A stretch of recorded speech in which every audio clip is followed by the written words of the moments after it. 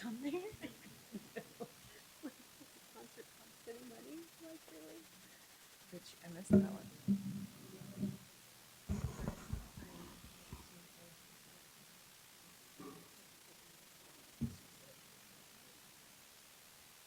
This time it's about the.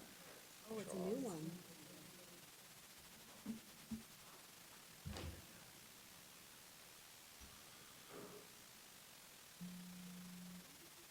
You know, Tracy, and then the teacher, and then.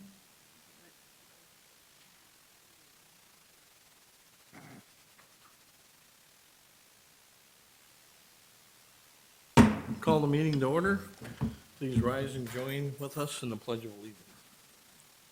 I pledge allegiance to the flag of the United States of America and to the republic for which it stands, one nation, under God, indivisible, with liberty and justice for all.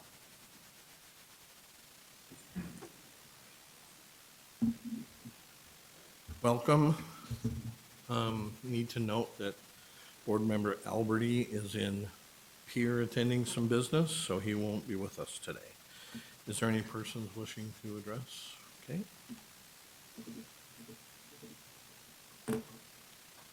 May I have a motion to approve the minutes from 11/3/16?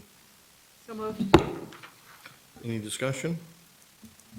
All those in favor signify by saying aye. Aye. Opposed, same sign. May I please have a motion to approve the agenda? So moved. Second. Any discussion? Hearing none, all those in favor signify by saying aye. Aye. Opposed, same sign. That carries. Are there any conflicts of interest that need to be brought forward? Hearing none, we'll move forward. May I have a motion for approval of the consent agenda? So moved. Second. Any discussion? Hearing none, all those in favor signify by saying aye. Aye. Opposed, same sign. And we'll move to the reports of the president.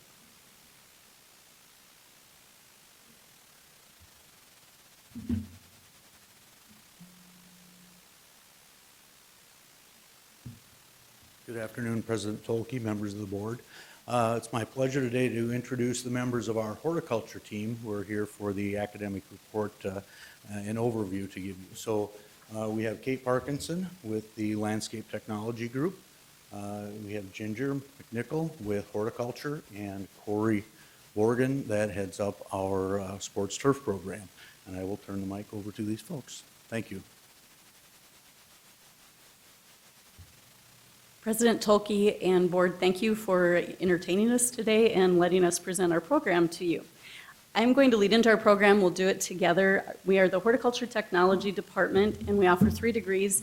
The 3 degrees are all 2-year degrees. We have Horticulture Technology, Landscape Design Technology, and Sports Turf Management. This is a little different.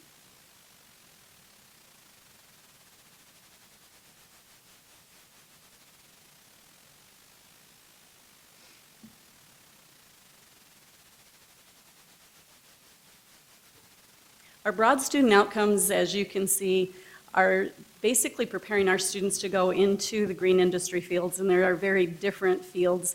We have everything from management of employees, management of facilities, and management of equipment to operate within those facilities.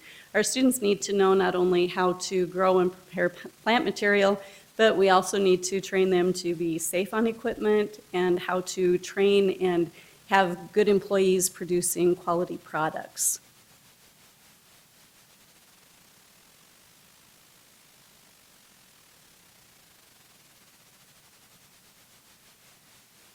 We have students that come to us from all different walks of life. I would think that the first one people think of are typically a high school student, and I think you can read the board yourself.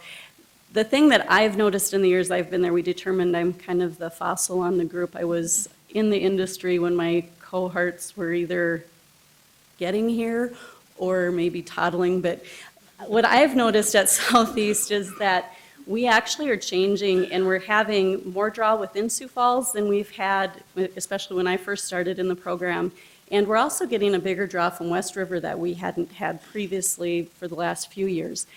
Typically, our people come from East River, but outside of Sioux Falls. So we're getting more Sioux Falls people is the biggest change I've seen. The rest of it's been pretty standard, whether it's veterans, kids right out of high school, or job changes.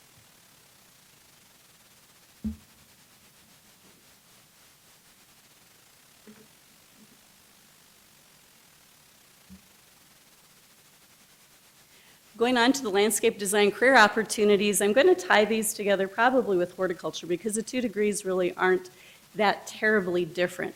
There's a lot of jobs they can do. Most of them are going to take place within private industry, and it's going to be design, installation, landscape crew foreman, maintenance. Where I'm really seeing kind of a big gap within our industry for the landscape portion is we need really good quality foremans that know how to run equipment, run crews, and also manage materials so that jobs can come in on budget. That's always helpful for everyone. We also have some other types of jobs people don't consider. A lot of our students do qualify for Department of Ag jobs, which would be things like conservation officers and arborists. I went to a high tunnel meeting a few years ago, ran into a student who was actually a sports turf management graduate who was working for the USDA for the government's high tunnel program for farmers. So I think a lot of the kids graduate and don't really realize directions they could potentially take.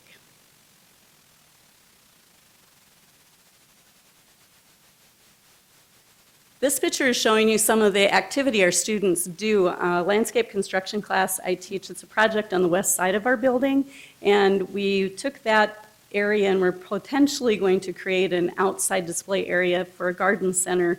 So here you're seeing the very beginnings of it, but we have a patio that's been installed with stamped concrete. We did walls out of 2 different materials.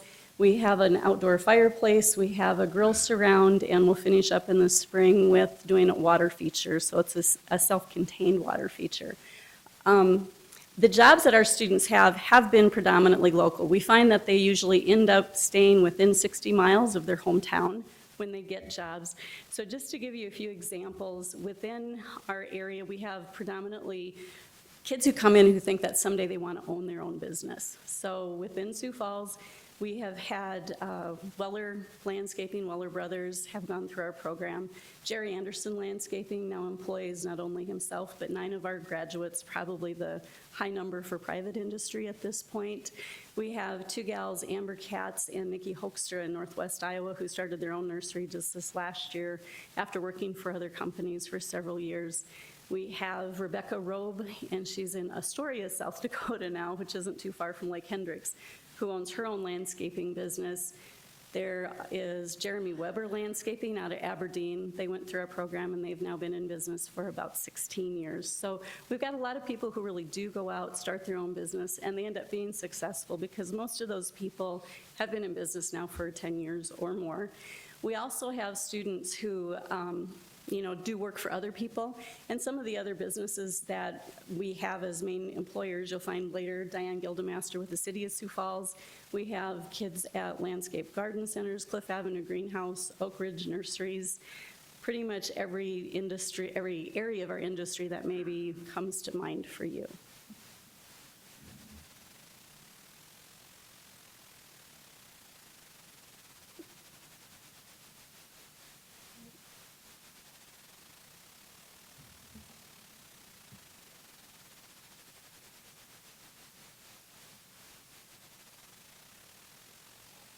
Hello, I'm Ginger McNichol. I'm actually the horticulture instructor. I'm actually new to the program. I was one of the toddlers when she started this program. So in horticulture, there's many, many jobs. A really big movement in horticulture right now is actually food production, coming with food safety and farmers markets, and that's been a huge, huge industry for horticulture anymore. Of course, garden centers, nursery production, like I said, vegetable, and of course, there's always botanical gardens. My background, I've been to McCory Gardens, I've been up to the International Peace Gardens, and so it's really, it's always there as well. Can I just ask what a high tunnel? Oh, Absolutely. So a high tunnel is very similar to a greenhouse, except for it is not heated. You grow into the ground instead of on benches like in a greenhouse would be, but very, very similar. And it's huge for vegetable production, while greenhouses typically be floriculture crops, so poinsettias, mums, that type of thing. Thank you. They like the, you know, sort of white, you Yep. know, can't. A hoop house is another Right, name hoop for them. house. Yes, absolutely. And so I guess there's my credentials. One thing I'd like to just say about me is that for me, educating people about horticulture is probably one of the most important things. This is a field that literally touches every single person at some point in the day. It's from your lawns that you grow, to the food that you eat, to the flowers that you give someone. It's a field that literally will touch everyone, every day. So a big thing that our students do as a program on Southeast Tech is that we have a plant sale every year. In some of our classes, the students are required to grow sales quality produce. So actually, we brought you guys poinsettias that we have grown, so you guys get to take those home with you today. But like I said, sales quality our product. And so every year, every spring, we put on a great big plant sale. And those are some pictures coming from our greenhouses. The poinsettias and mums were this fall, and that was actually a picture from last spring. And so it's, like I said, a really great, they have to learn everything about this sale, from planting them to starting them to finished quality, where you have to advertise and you have to bring customers in and help them and do all that. And then how much does this cost? So we were lucky to say that we brought in around $19,000 last year. And so that money then goes back into our program for product. I mean, we obviously started the sales from something.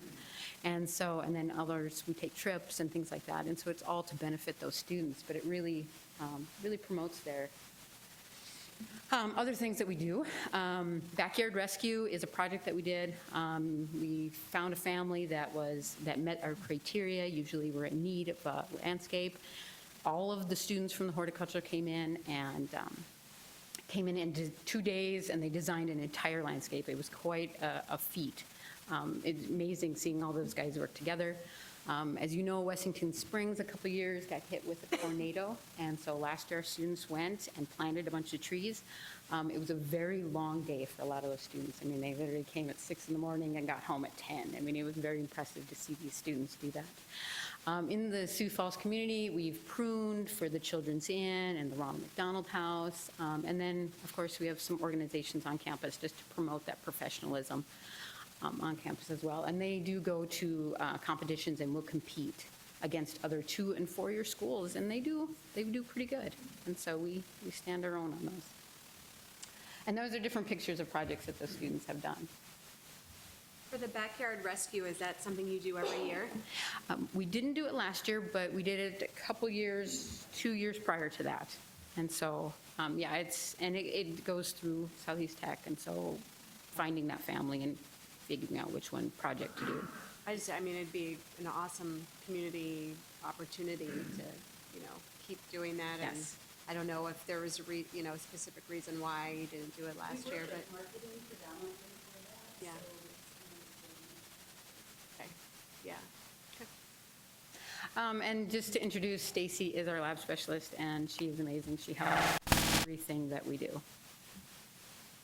I'll just say Carly just told me I don't qualify, but. It was a self-serving I was like, question that she no, had about backyard I rescue. knew we wouldn't qualify, but I'm just thinking of all the families that do Yes. need, things like that, just to help beautify their yards and. Yeah. I'll keep that in But mind. it is a project for, and I think food is such an important thing, part of that.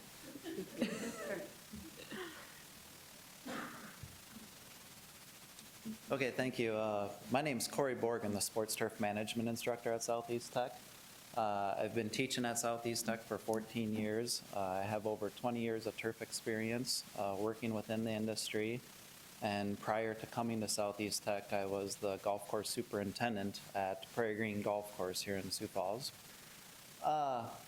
With those 14 years, I guess the most rewarding part that I would have would be seeing some of our students that have graduated, they go on, they work their way up into management positions, and several of them have come back and they come to me looking to hire their employees. A really cool story there would be a graduate that worked his way up, and he was the golf course superintendent at the Links in North Dakota. Beautiful golf course right on the Missouri River up by Williston, North Dakota. And he was the golf course superintendent. He had graduated from our program, and he chose to send one of his employees back to Southeast Tech so that they could get their turf degree. And he said, if you go back to Southeast, get a degree, we'll move you up and put you into a position of management. And it just so happened that student that was a superintendent moved on to a different job. So that student, when he did graduate, was able to move right into the superintendent's position up there at the Links in North Dakota. So I think it's a good thing to say on how, once they graduate from our programs, they do believe in our programs and the value of it. We have an excellent lab right on site that I think some people in the community aren't aware of. But we do have a par 3 golf hole right on campus at Southeast Tech. And this is a picture just looking at a pitching mound that we use during class labs. And then there's a putting green there and a bunker and a fairway and everything. I have students in all of my classes, whether it's soils, pest management, turf management. We use that lab to do all kinds of different experiments. The other picture on the top right would show some of the involvement with industry in the community. We have a lot of great equipment on campus that administration has worked with us to help obtain, but if we don't have the equipment, a lot of industry will work with us and they'll let us demo the equipment for training students on it. And that was a picture of the students. They designed and installed an irrigation system in the front of one of our buildings this year. And those students got thrown into that really quick this year. I think that was like week 2 of class this year. We were out working on that. The different career opportunities. I've talked about golf course superintendents, but they also have the option of starting their own business, starting their own lawn care business. I have a picture up there of LeBrun Lawn and Landscapes. Eagle Lawn and Landscapes are a couple of big companies here in Sioux Falls. And we have other ones that are in the surrounding area, into Iowa, Minnesota, that have done that. We have several of our students work for the city Park and Recs department, and I'll let Diane touch on that at the end. And then within sports turf management, if they want to work with baseball fields or football fields, we do have a recent graduate that's now taking care of the Canaries Stadium here in Sioux Falls.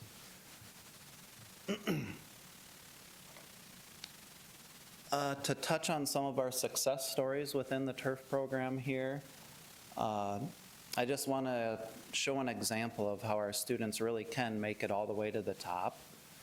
This is a graduate of ours that has worked his way up all the way to Major League Baseball, and he is now the director of field operations for the New York Mets at Citi Field.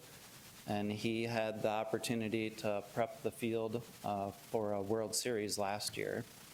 We were really hoping they would make it to the World Series again this year, and he was hoping they'd win because then he would get a World Series ring along with it.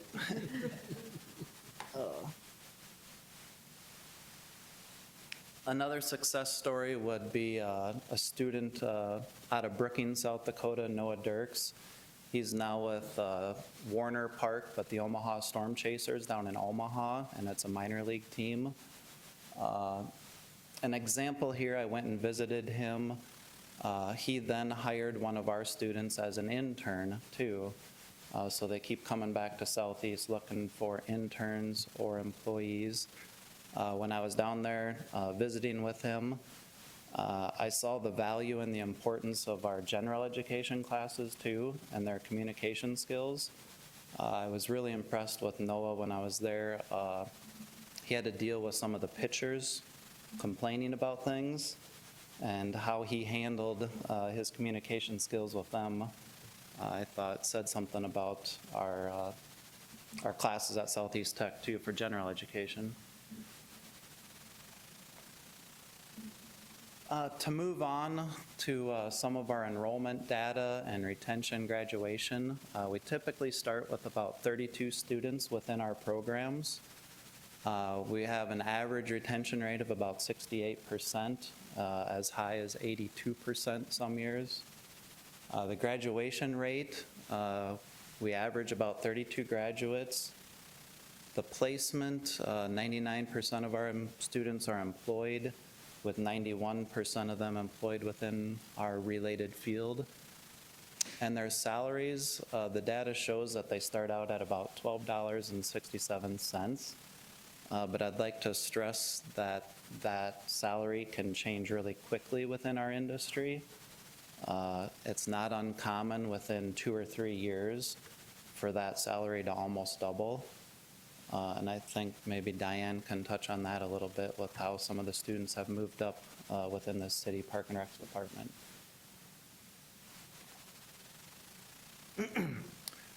Next, I'll have one of our current students tell you her experience.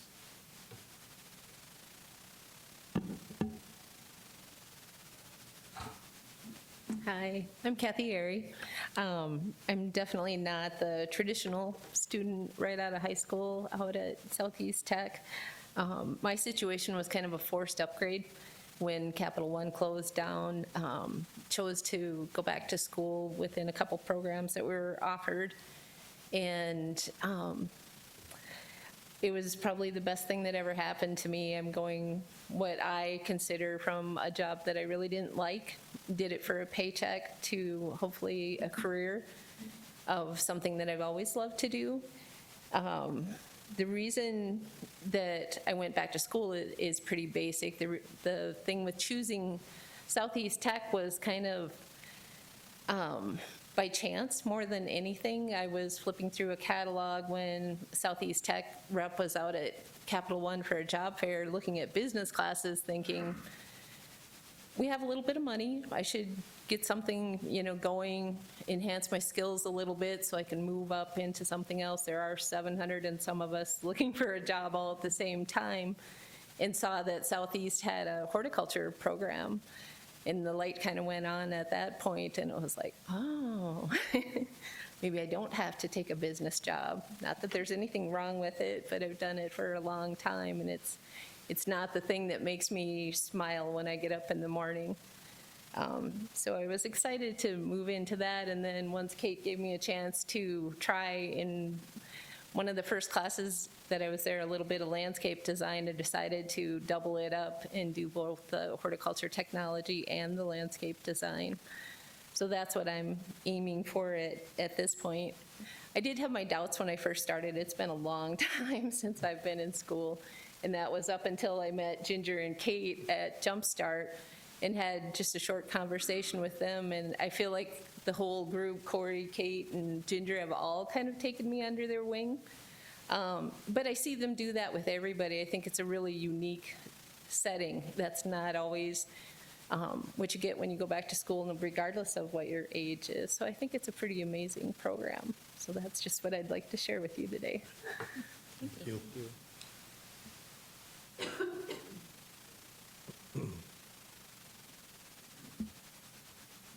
Hi, I'm Diane Gildemaster, and I'm a district supervisor for the City of Sioux Falls Parks and Recreation, and I've been a supervisor for 24 years.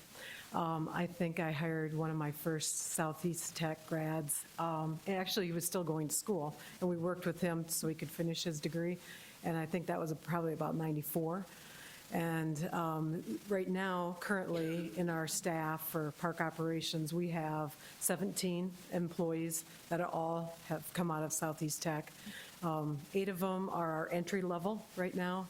8 of them have moved up to be like a caretaker.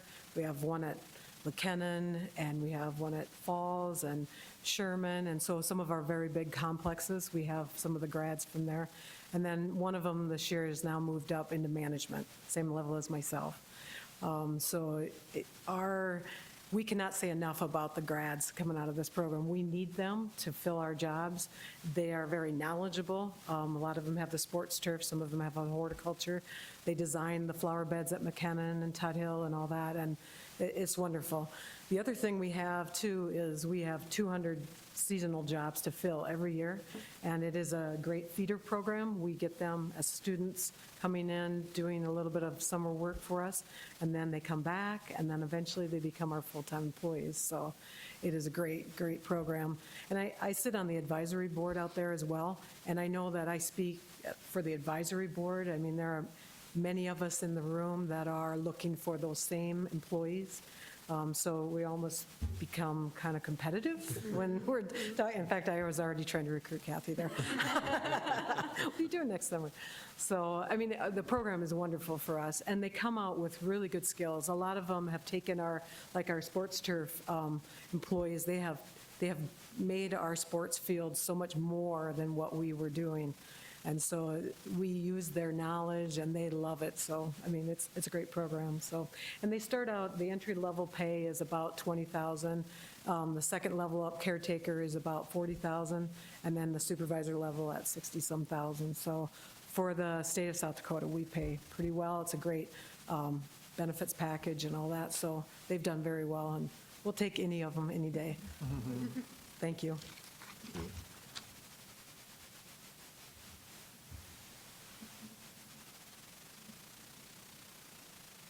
I guess we would end that with if there were any questions for any of us, or Great overview. Yeah, Very that was awesome. informative.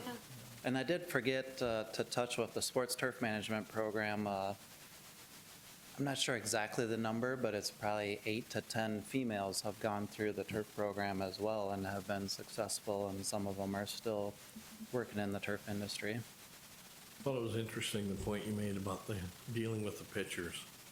So not only is he great with working on the turf, but learning the skills to deal with people, and just a well-rounded career, and it's exciting to hear that came from. They do find out there's a lot more to it than Yeah. just turf management. Making the grass look good, That's right? the easy part, all the rest. I did write down a bunch of comments and questions. So, for Kate, I think I just wanted to point out, I wonder, do you think that some of the increase in the landscape design and things in Sioux Falls has to do with some of the HGTV things that we see on TV? I know my kids are like addicted to those shows, and so I think people get wonderful ideas from TV, and sometimes people think, I can do that, and then they realize they can't.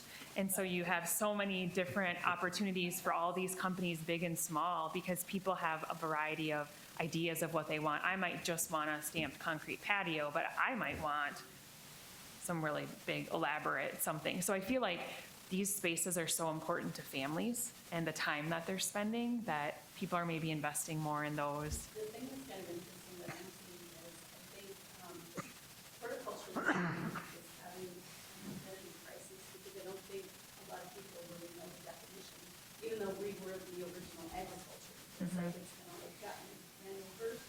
And when we see students, and we talk to them, a lot of them are departments either recommended by a relative or friend who's in, or they got to do that first project, so I think you're onto something, and it's like, I did this job, I did that job, and there we built a greenhouse for the summer, and I really loved it.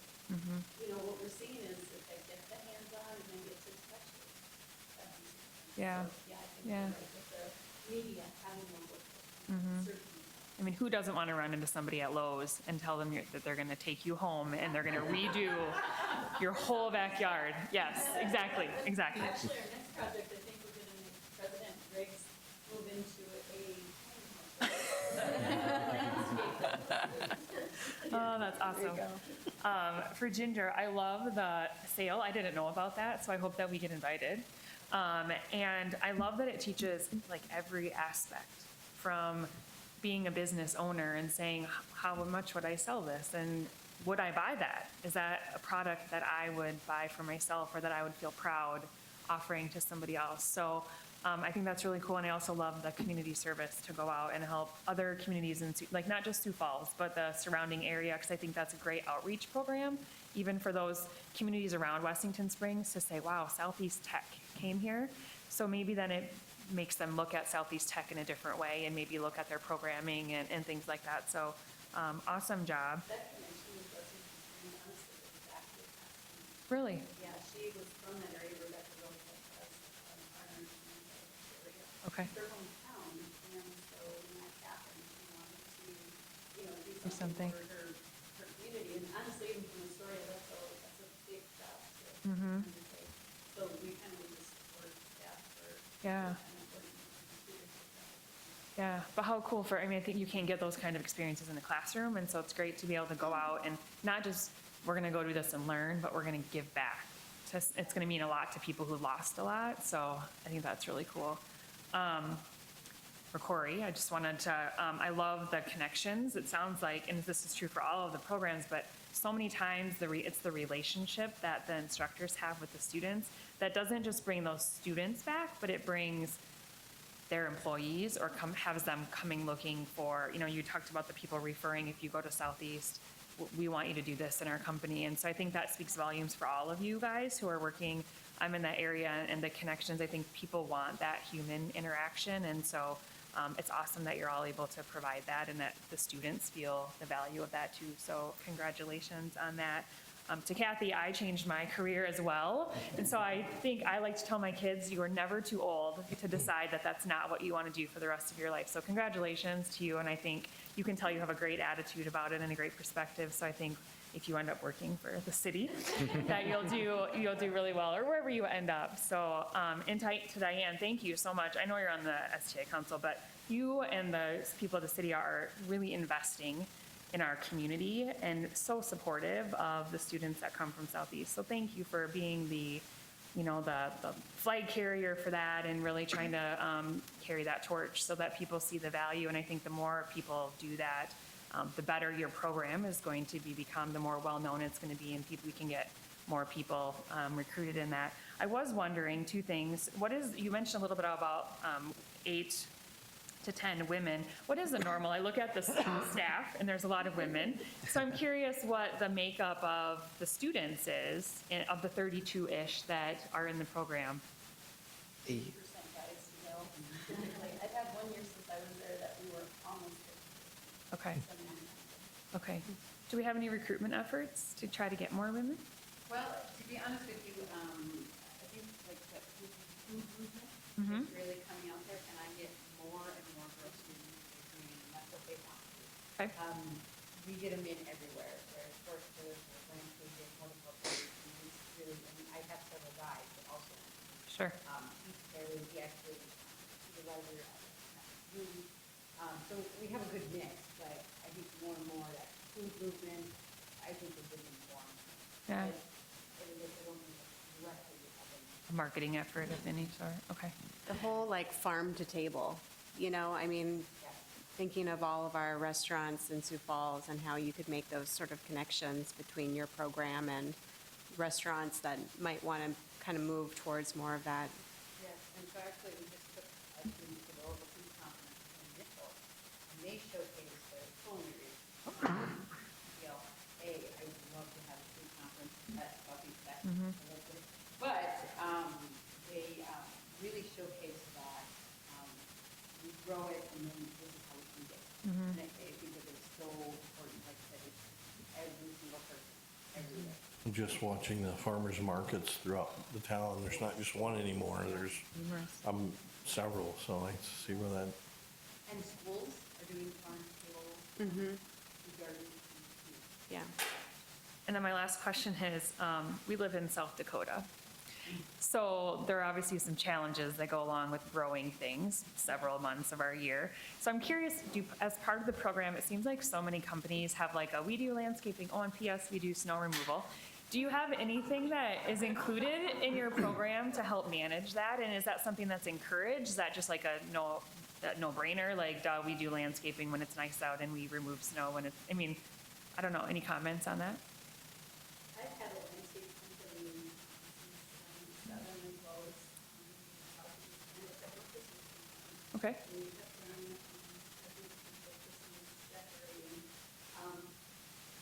I come at it with my students, if they take landscape construction, we talk about an estimating portion of our program in now, at the end of the first semester of their second year.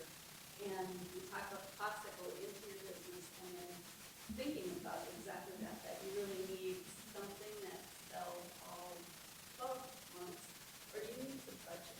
You know, you can run hard and fast and you can make a good portion of your money in a certain period. Right. But then you need to manage the money that you have later. So we talk about things that are kind of complementary businesses that they could do. Sure. But I think where I see the weakness for me is I don't think young kids right out of high school have a really strong grip on financial management in general. So that's kind of the angle I take it from is, instead of, yeah, Mom, got a credit card bill, did you check to see if all the receipts were there? You know what everything actually has cost you. And if you kind of do stockpile, kind of like this world vacation. Sure. You kind of shift what you do. But we do talk about it. It is definitely possible to make that living within that short growing period. You gotta manage your money for Pretty off time. Sure. But there's lots of ways in horticulture also to diversify. Sure. So, you may, Christmas ornaments, or Christmas trees, that kind of thing, and so you can supplement it with your income. So you do talk about diversification. Any way that you can try to extend that season. So especially high tunnels and food stuff. Sure. So, well, up until Monday, the rodents in my high tunnel was alive.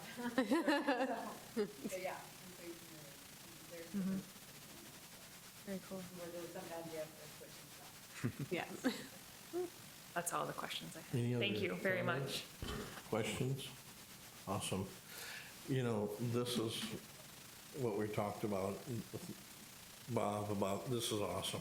I mean, it's great to hear what you do. It opens our eyes, and I think it helps expose Sioux Falls and the surrounding areas to what a great job you guys do. So kudos, it was a great presentation.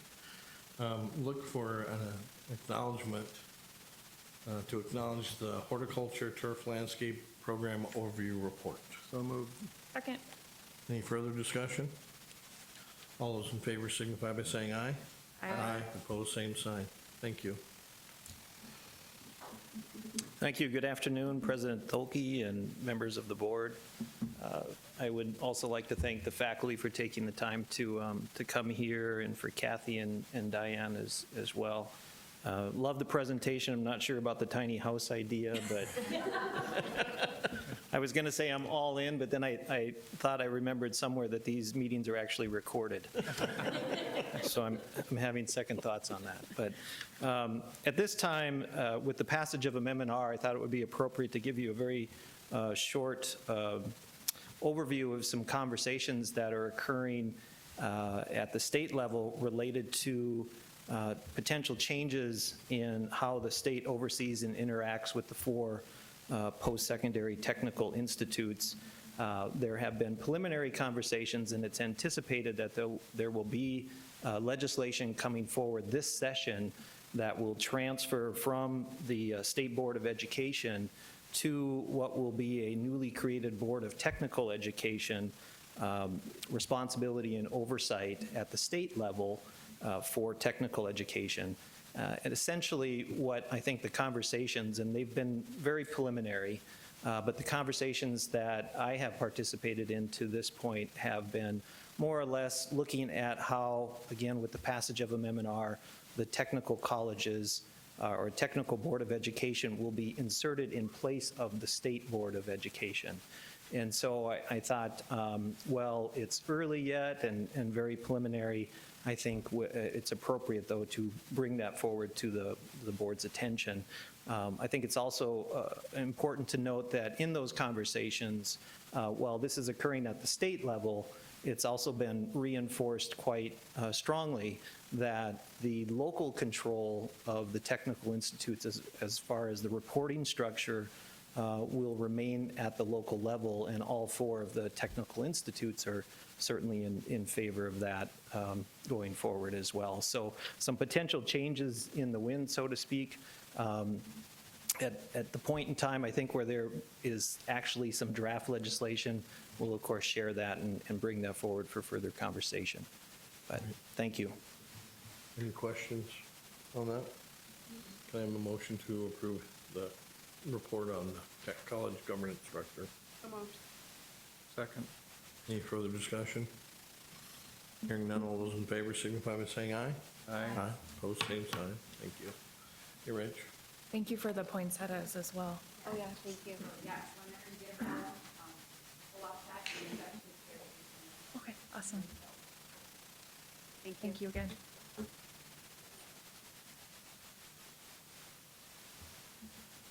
Good afternoon, President Tolke and members of the board. Just a couple comments as I'm here to present on our FY18 budgets. I wanted to, a couple initial thoughts. I've been working on budgets since 1997, and the first thought that came through my mind was 20 down, 10 to go. The second piece of it, I had thought to comment that Diane Guildmaster was proof that some of those early efforts are survivable, but I see I chased her out of here.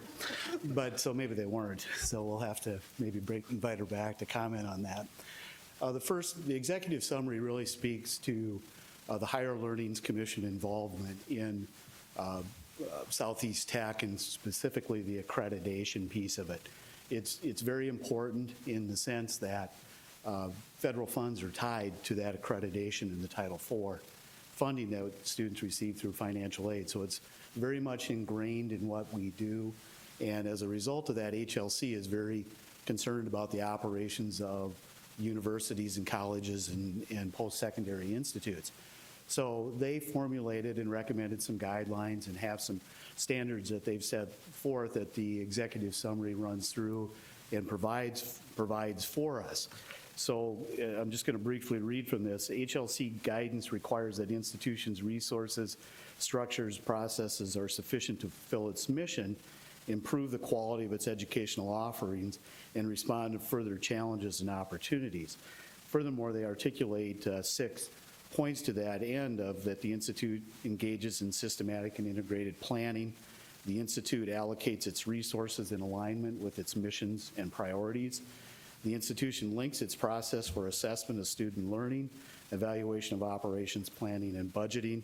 The planning process encompasses the institution as a whole and considers the perspectives of internal and external constituent groups. The institution plans on the basis of sound understanding of its current capacity and institutional plans anticipate the possible impact of fluctuations in the institute's source of revenue. And then finally, the institution plans anticipate emerging factors such as technology, demographic shifts, and globalization.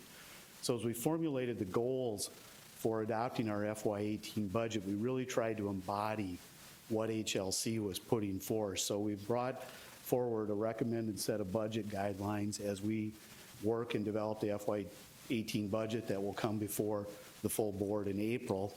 And those are to allocate resources consistent with the goals and objectives of the strategic plan, allocate our resources to create a culture of continuous improvement and service excellence in support of Southeast Tech's mission, optimize the quality of budget information available to decision makers, engage stakeholders at all levels and provide avenues for input, evaluate historical revenue performance and the historical cost expenditures, allocate resources efficiently, effectively, and equitably across the Institute, incentivize revenue innovation and program development, and then finally, maintain existing reserves and align requested program expenditures with anticipated revenues. So hopefully we've captured what it is that HLC is. My 2 counterparts or coworkers that are much more involved in the HLC aspect of it seem to feel we've embodied that aspect of it. So we're bringing forth this recommendation of adoption of these guidelines as we develop the budget. The second piece of the presentation or report today relates to the budget timeline. And we move a little bit differently than what things do on the K-12 side of it, but this is really recognizing some of the work that we've already started to do in terms of evaluating our existing staffing and just cost center assignments. That's just accounting stuff that we're pointing people in the right direction and making those adjustments. We're beginning to identify new employee requests, and we'll work to finalize what do we think we can do with the programming that we're going to offer. We break apart a little bit in some of our timelines and the way that we do things. We don't have as many funds that we're dealing with, so we approach some of it differently. We also have the STI Council as part of that review, so we'll work towards that, but then we'll come back together as far as the tentative adoption, the first part of May, or last part of April, whatever I put on here. Public hearing on April 5th. That'll be the tentative adoption, and then we'll do the final approval, and we'll be back in line with the K-12 system of doing that in July. So this is our recommended timelines as well. Questions?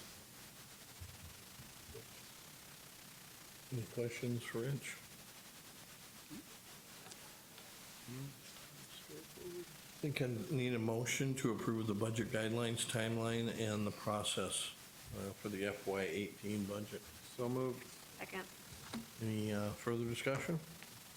Hearing none, all those in favor signify by saying aye. Aye. Opposed, same sign. Great. Thank you. Thanks. Anything else? Move to adjourn. Moved.